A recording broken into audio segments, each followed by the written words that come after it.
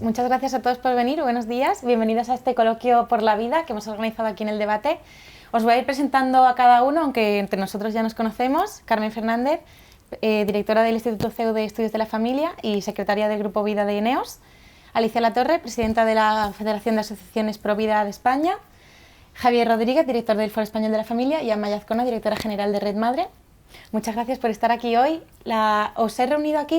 Os hemos reunido aquí para comentar los puntos más polémicos quizá del nuevo anteproyecto de ley del aborto o de salud sexual reproductiva que ha recibido luz verde en el Consejo de Ministros este pasado martes 17 de mayo, como por ejemplo que menores de entre 16 y 18 años puedan ir a abortar sin el consentimiento de sus padres, sin decir nada en casa, las bajas por reglas dolorosas, la lista negra de médicos objetores de conciencia, que se repartan anticonceptivos gratuitos en los institutos y los centros penitenciarios. Y la primera pregunta que os quiero lanzar al aire es, como padres y madres, ¿qué os parece que vuestros niños adolescentes puedan acudir a un centro abortorio sin decir nada en casa cuando en un bar para pedir una caña le van a pedir un DNI, o que se le vayan a repartir de manera gratuita anticonceptivos en el instituto cuando para pedir en la farmacia una caja de ibuprofenos de más de 400 te piden una receta médica? No sé si Alicia, por ejemplo, ¿quieres empezar? Bueno, yo quiero decir que lo peor de la ley, aparte de esto que digamos que son agravantes, ¿no? Lo peor de la ley es que siga proclamando que el aborto es un derecho, y quiero en primer lugar recordar que el aborto es un acto cruel que quita la vida a un no nacido en el seno de su madre, y eso da igual que la madre tenga 16 años o 40, el hecho es el mismo. Con lo cual, aunque nos metamos, digamos, en estos aspectos más concretos, creo que lo peor de la ley es eso, y que quiera todavía afianzar más pues esta perversa ley que ya tenemos, ¿no? Digamos, empeorarla todavía más. En el caso de las menores, por ejemplo, digamos que pueden ser sí agravantes. ¿Por qué? Por la edad, no solamente por el hecho de los permisos, no solamente por el hecho de que pueda crear un muro enorme de incomunicación entre padres e hijos en una temporada, en una época especialmente difícil. Son muchos los aspectos que se pueden tocar. Por ejemplo, si el aborto ya es un acto pues realmente violento, como digo, apartamos a la primera víctima, que no existe aquí, parece que no hay niño, que no hay nada, ¿no? Pero no es ahora el tema. Pero si un aborto ya tiene consecuencias físicas y psicológicas, por supuesto, y morales, en cualquier mujer, en una joven de tan tierna edad, por así decirlo, las consecuencias pueden ser todavía peores. Eso importante. Luego también a nivel psicológico, a nivel hasta, iba a decir, de personalidad, porque una cosa que siempre decimos es que no se deben tomar decisiones rápidas en un momento de confusión, ¿no? Entonces me parece importante también en ese momento, pues de esa soledad, de muchas veces la presión que existe, tomar una decisión con tan graves consecuencias que les puede realmente arruinar la vida. Gracias. Yo como madre, me preocupo porque si los padres tenemos la obligación de cuidar de nuestros hijos, tenemos la obligación de preservar el bien del menor, ¿por qué aquí se nos impide cuando nuestros hijos o hijas especialmente van a quedar a merced de otros adultos que no van a querer su bien? ¿Por qué se piensa que los padres no queremos el bien de nuestros hijos y se pretende que un ajeno, que quiere decir quien haya dejado embarazada a una de nuestras hijas, que puede ser un adulto, que puede estar encubriendo algún delito incluso y coacciones, porque ellos van a querer su bien y no los padres? Es una incongruencia muy grande. Yo como padre, como madre, es decir, contesto esto. Bueno, además de ser una barbaridad jurídica, ¿no? Porque es una incongruencia que, lo que tú has comentado, que no puedan tomar una caña, no te digo una copa por la noche, que no puedan comprar tabaco, que no puedan hacerse un tatuaje, y no pueden, que no puedan ir de excursión con el colegio si no tienen el consentimiento paterno, y sin embargo puedan abortar. Pero además de todo lo que han dicho Alicia y Amaya, es que es una consolidación de un ataque brutal a la vida y a la institución familiar. El pensar que aquellos que te deben cuidar, que te deben proteger, que debe ser, estos no tienen nada que decir en una decisión que es trascendental en el desarrollo de tu vida, es una barbaridad. Pero consolida una dinámica que tiene este gobierno para ir desvinculando la sociedad, ir desarraigando a las personas, ir instaurando el individualismo que por desgracia es una lacra en la sociedad, ¿eh? Vamos, yo, siguiendo un poco el hilo de Carmen, recojo el testigo y es un claro ejemplo más de imposición ideológica, en este caso a nuestros hijos, ¿no? Y nuestras hijas fundamentalmente. Si partimos de la base de que estas medidas se anuncian unido a una ley de salud sexual y reproductiva, pero fijaos que es justo lo contrario, o sea que no es salud, va a ser anticonceptiva y para promocionar el aborto, con lo cual ya parte de un concepto que está ideologizado, el del sexo. Simplemente es, a ojos de esta ley, de este ministerio y de este gobierno en general, y ya de esta corriente cultural todavía más general, el sexo únicamente sería como un instrumento de ocio para el propio placer, fin, ¿no? Entonces la parte de unión con la otra persona, de afecto, la procreación, bueno, pues todo esto se rechaza, ¿no? Entonces yo, cuanto menos, es un concepto opinable, ¿no? Pero sin embargo te lo imponen mediante ley. Tan absurdo sería hacer una ley partiendo de otro concepto de sexo distinto. Imagínate un concepto de sexo solo enfocado en la procreación, ¿no? Y tenemos derecho las mujeres a no sentir placer al tener sexo y vamos a sacar una ley para proteger ese derecho a no sentir placer. Sería igual de absurdo. Con lo cual ya cualquier coincidencia con la realidad positiva para el bien común será pura casualidad, si parte de un concepto ideologizado y opinable y que no es ni mucho menos acorde al bien común. Pero todavía peor es lo que decía Alicia al principio, que es que estamos hablando de seres humanos que no han nacido y que directamente se van a una trituradora, a la basura, a una incineradora, no lo sé, pero estamos hablando de seres humanos, de vidas truncadas, de sufrimiento de mujeres, en una sociedad que se autodenomina progresista y feminista. O sea, esto la verdad es que no le veo ningún sentido. Es que en esta ley, como en las anteriores, pero en esta clarísimamente no es una ley de salud sexual reproductiva, sino antirreproductiva, y por supuesto ni se menciona al niño que está por nacer. Cuando no cabe la más mínima duda científica de que es una vida distinta, dependiente, absolutamente dependiente, pero una vida distinta a la de los padres. En ese sentido ideológico es la imposición de nuevo, en un sinsentido tremendo, que esas vidas no valen la pena. Se ignoran absolutamente, ni se mencionan. Desde luego, desde luego. Y hablando un poco de los daños del aborto, en este anteproyecto se va a regular aún más la gestación subrogada, los vientres de alquiler, porque Irene Montero lo considera violencia para la mujer. Cuando es verdad que el aborto no es más que otro acto violento de muerte para un hijo y para su madre. No sé si Amaya quieres... Nosotros vemos cada vez más mujeres embarazadas que sufren violencia de la que la ley llama violencia de género, porque claramente son mujeres embarazadas que son maltratadas por causa del embarazo. O sea, tienen una relación de pareja de aquella manera, pero cuando surge la noticia del embarazo, el varón, que no quiere que la mujer tenga ese hijo, comienza todo un proceso de violencia psicológica y también física para que la mujer recurra al aborto.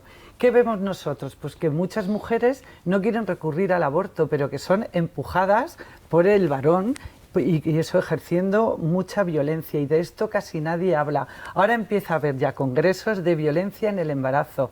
Dentro de un mes yo hablaré en el Gregorio Marañón sobre violencia en el embarazo. Es importantísimo que se visibilice esto. No todas las mujeres, o casi ninguna, me atrevería a decir, van libres a abortar. La mayoría van empujadas, abocadas. Y sobre todo por el varón que ha causado, es padre del hijo que la mujer espera, pero no quiere hacerse cargo. Es la mayor violencia que se puede ejercer sobre una mujer, y además con dos posibles víctimas: la mujer, que es víctima, y el hijo, que sufre también esa violencia, el estrés, el sufrimiento de la madre, pero que incluso puede morir, porque hay muchos ingresos hospitalarios con abortos o con riesgo de aborto físico que acaba en aborto, que ha sido provocado por el maltrato. Es que no se habla de esto, es una violencia gravísima hacia la mujer y hacia el hijo que espera.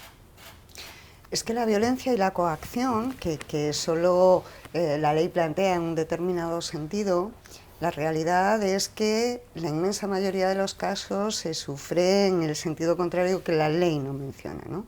No se puede decir, bueno, nosotros lo decimos, que efectivamente hay coacción y hay violencia para que la mujer que no quiere o que no querría, ¿no?, se vea obligada a abortar, sufra distintas vejaciones porque quiere seguir adelante con su embarazo y sin embargo se plantea todo lo contrario, ¿no? Tengo que decir que más allá de eso, es cierto que por sentido común, hombre, el derecho entiende que no se puede comercializar el cuerpo humano.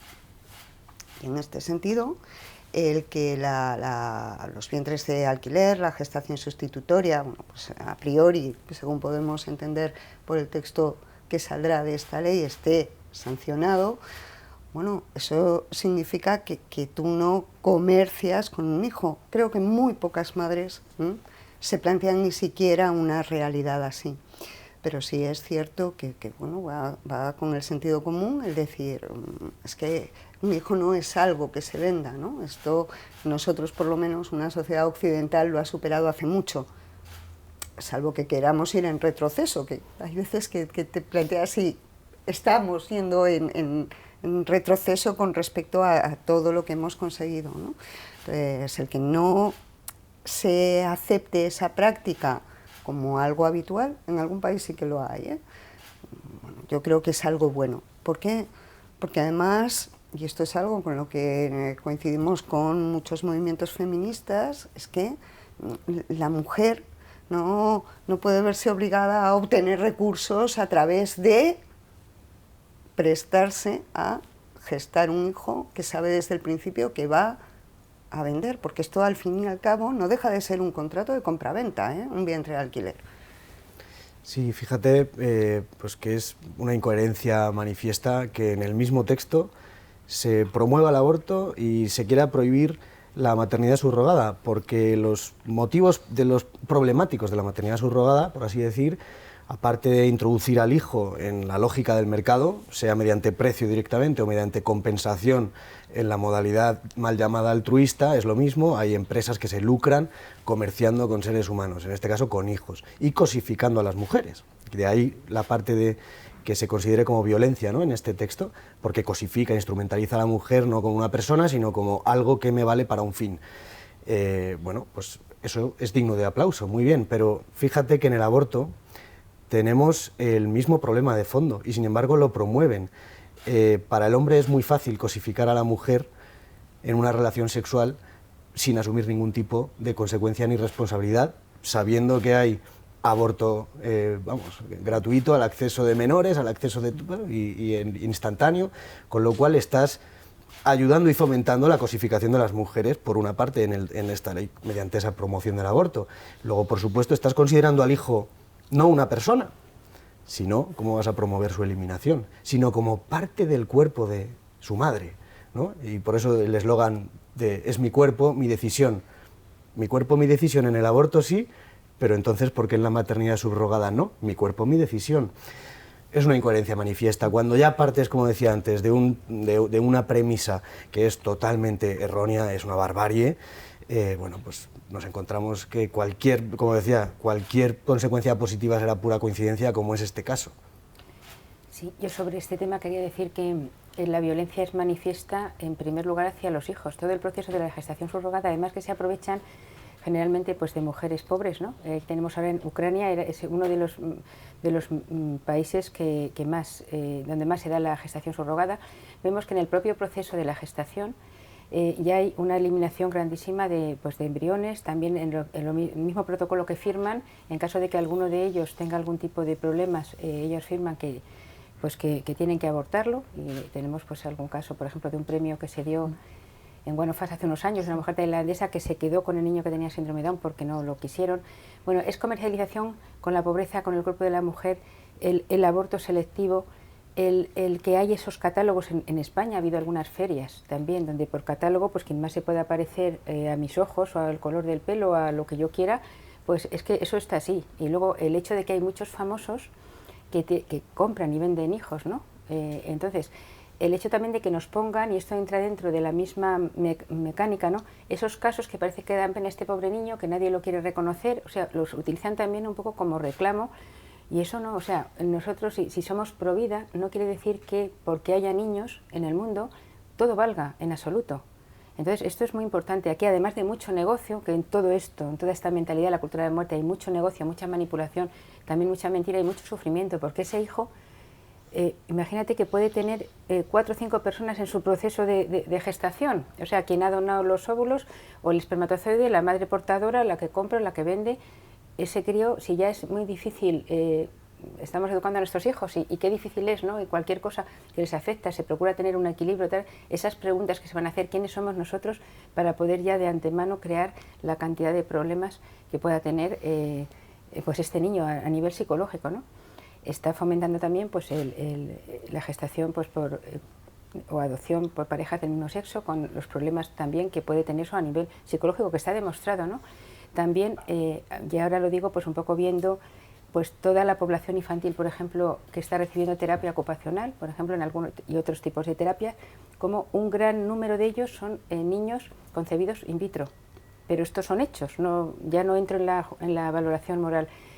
Aquí entra también todas estas técnicas, porque todas estas empresas están relacionadas. Entonces estamos olvidándonos del niño, no solamente porque no existe en la ley, no existe parte del cuerpo de la mujer, sino lo que el futuro para ese niño, y encima vistiéndolo de una capa de paternalismo de que es por él. Cuando por otra parte estamos tirando a la basura diariamente tantos hijos y cuando el proceso de adopción es prácticamente imposible o muy difícil. Desde luego, y ante una decisión tan importante como es acabar con la vida de tu hijo, se ha arrebatado la oportunidad a las mujeres de ese periodo de reflexión obligatorio de 3 días que había. Deja esto a las mujeres en una situación, sobre todo a las más vulnerables, de doble vulnerabilidad, valga la redundancia. Claro, más desprotegidas.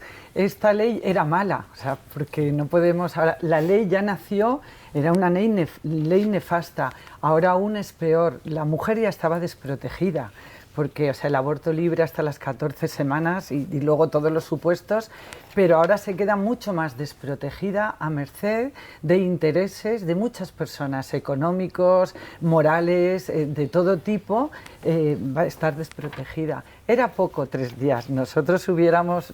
a ver, que es que el periodo de reflexión debería ser tan amplio que no diera lugar al aborto, que con una buena reflexión la mujer tomase la única decisión correcta, que es continuar el embarazo porque es correcta para ella y para su hijo.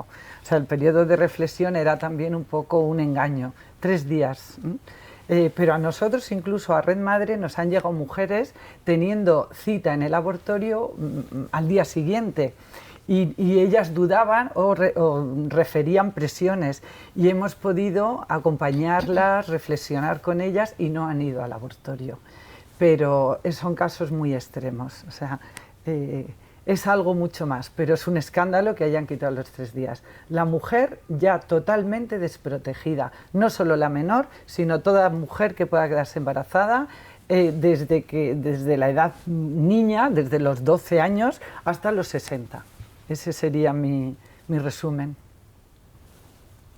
Bueno, es que es una indefensión absoluta, ¿no? Siendo así que además requerimos un periodo de reflexión para muchísimas cosas. Cuando yo leí esto pensaba, cada vez que tenemos elecciones y nuestra decisión la podemos cambiar cada 4 años, y hay una jornada de reflexión por un voto que vas a emitir y que puedes cambiar, y que, hombre, es importante saber a quién votamos, pero en fin, que no nos va la vida en ello, y aquí sí, aquí te va la vida en ello. Es cierto que el periodo de 3 días es corto, pero que lo quiten muestra otra vez cómo, no sé qué decisiones tomamos sin pensarlas. A lo mejor si quiero que el largo del pelo cuando voy a la peluquería sea más o menos, pero muy pocas, pensamos casi todo. Y aquí lo que hacen es, de nuevo, fomentar el que sea una decisión irreflexiva, precisamente porque quitan el periodo de reflexión. Vuelvo a decir, es que para las cosas importantes lo piensas mucho. Y esto, queramos o no, sea la decisión de la mujer la que sea, es una decisión fundamental, fundamental. El que te lleven a tomarla sin ningún tipo de reflexión es, de nuevo, es que es una barbaridad, es que es ir en contra de la mujer y del niño, claro. Sí, es que no se les escape a nadie, quiero decir, que nadie se pueda volver atrás. Sigo diciendo que esta ley está protegiendo a estos negocios, aparte de, por supuesto, la imposición ideológica. Un poquito uniendo con lo que estáis diciendo, cuando uno tiene un día malo, cuando algunas veces de estos días que dices, bueno, es mejor no tomar decisiones, ¿no? Porque es que te equivocas, fijo. Me parece que era San Ignacio que decía que en tiempo de tempestad no hagas mudanza, o algo así. O sea, cuando estás así es mejor, deja pasar las cosas. ¿Qué ocurre? Que si es importante reflexionar para todo, pues para esto imagínate. Entonces, pero fíjate, han ido preparando la reforma del Código Penal para penalizar a quien les pueda dar algún tipo de información. Es decir, que para quien les pueda hacer cambiar de decisión. Simplemente a veces con esa ayuda hablo en la puerta, esa ayuda en las asociaciones. Exactamente, cuando tenemos gente que tiene ya cita, y a veces simplemente con que las escuches, con que suelten fuera cuál es su problemática, para ordenar un poco la cabeza, ver que no están solas. Es así, entonces es verdad que se salvan vidas. Están indirectamente reconociendo que la información, que la ayuda, que el tiempo, que la serenidad, que el buscar soluciones salvan vidas. Entonces, en ese sentido es como que quieren cortar todas las puertas. Pero yo quiero decir algo más. A mí me parece que cada paso que se ha dado en empeoramiento de la ley, lo que ha hecho ha sido legalizar lo que ya se está haciendo. Se están haciendo abortos de menores, o sea, sin consentimiento, cuando la ley de 2010 ya se estaba haciendo.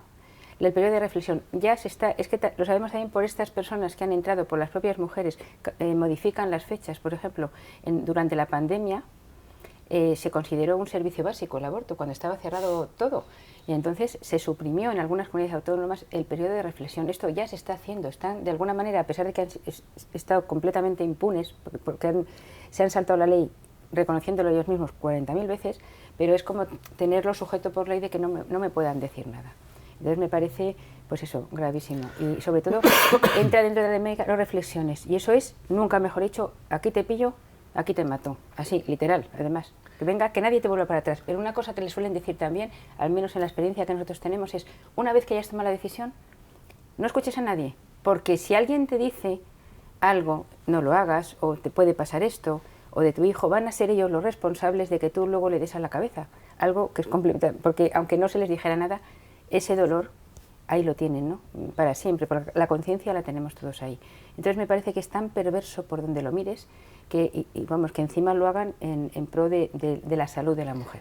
Me gustaría añadir a mí sobre esto, una mujer cuando recibe la noticia de un embarazo inesperado entra en periodo de shock, y esto lo tiene la psicología más que estudiado, que dura varios días, y luego una posfase que va bajando, y en ese momento hay mujeres que no pueden dormir, que no comen, que tienen problemas gastrointestinales y tienen como toda su razón embargada. Esto lo saben los psicólogos, es casi un shock postraumático.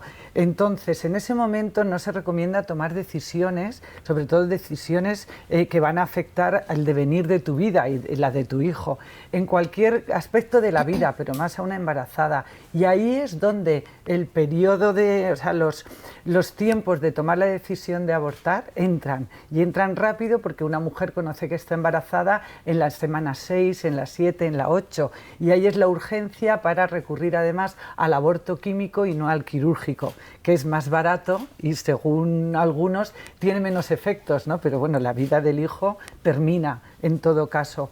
Y muchas mujeres que llegan a Red Madre con un segundo embarazo nos relatan haber tomado la decisión del aborto, un aborto anterior, en ese momento, que luego cuando ya pasa esa fase de shock, ese estrés tan agudo que tienen, ellas mismas se sorprenden de haber tomado la decisión de abortar.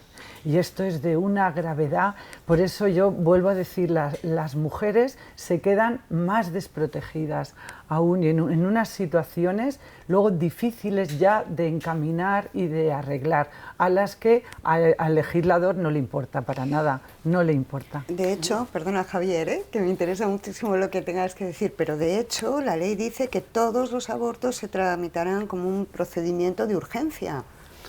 En ese, que no cambie de decisión, vamos a fomentar, esto es lo que hay que hacer, un procedimiento de urgencia. Bueno, hay cuestiones médicas, clínicas, que sí que son de urgencia y otras que no, salvo que ese instinto y que ese querer de la mujer pueda aflorar y diga, voy a continuar con mi maternidad, yo quiero optar por la vida de este hijo. Claro, si lo tramitas rapidito y sin pensar, por eso la mujer queda tan indefensa al arbitrio de otros. Claro, es que fíjate que el aborto es la materialización concreta de un fracaso en muchísimos niveles, ¿no? Un fracaso de la educación sexual que se promueve, porque si funcionase, pues no se llegaría a tener que promover el aborto, entre comillas, ¿no? Por parte del gobierno. Un fracaso social que permite esta tragedia, un fracaso personal, por supuesto, de esa madre, del padre, no nos olvidemos del padre en el drama del aborto. Como soy el único chico aquí, pues rompo esa lanza y soy padre.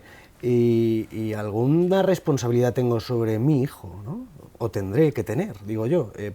Por lo tanto, ahí yo afirmo rotundamente que el aborto es una práctica tremendamente machista y que encima silencia al padre y le exime de toda responsabilidad para con sus propios hijos. Pero bueno, en fin, el aborto es un fracaso. Y también es un fracaso de las condiciones personales de las madres que se plantean abortar. Ojalá no se diesen circunstancias en la vida de esas madres embarazadas que les llevasen a plantearse abortar, ¿no? Que es de lo que estamos hablando. Ojalá y no. Ojalá todos los hijos fuesen deseados. Ojalá, ¿no? Esto es un mundo ideal. Pues persigámoslo. A lo mejor no llegamos nunca a ese nivel, ¿no? de optimismo, pero por lo menos intentemos trabajar para el bien común. No promoviendo, no solucionar, que es lo que hacen con el aborto, esas condiciones exógenas que le pueden llevar a una mujer, madre embarazada, a querer abortar.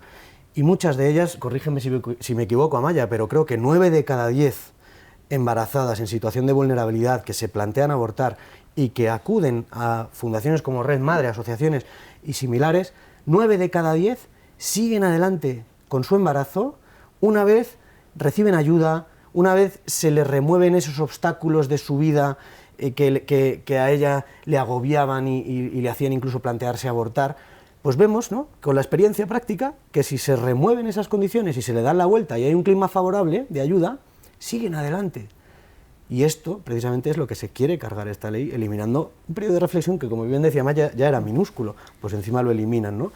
Con lo cual, es ahondar en un fracaso, especialmente para las mujeres, y en la merma de libertades para todos.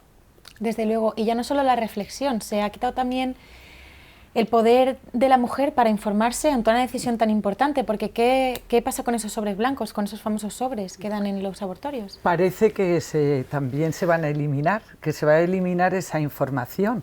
Bueno, pues, a ver, para mí no era correcto que se dieran en los abortorios, se deberían dar en los centros de salud, porque es el momento muy anterior donde la mujer tiene más tiempo para pedir información y ayuda. Pues es una pena, porque ya que la administración pública deja abandonada a la mujer embarazada en situación de vulnerabilidad, con un embarazo imprevisto, porque da por hecho, decide la administración pública y la ley que toda mujer con ese embarazo imprevisto no quiere continuar y la deja abandonada porque no hay planes de apoyo a esa mujer, por lo menos que nos dejen actuar a la sociedad civil, a las organizaciones, fundaciones, asociaciones de todo tipo, que le podemos dar un apoyo, pero somos una gota de agua, ¿eh? O sea, la administración pública debería apoyar. Y además debería, y por obligación, en el ambulatorio, en el centro de salud de atención primaria, dar la información veraz sobre el embarazo, sobre la semana que está la mujer, sobre las consecuencias del aborto, consecuencias físicas, consecuencias psicológicas, consecuencias emocionales, para que la mujer decida en libertad, que es lo que se lleva diciendo 40 años, pero no deciden en libertad, está muy desinformada.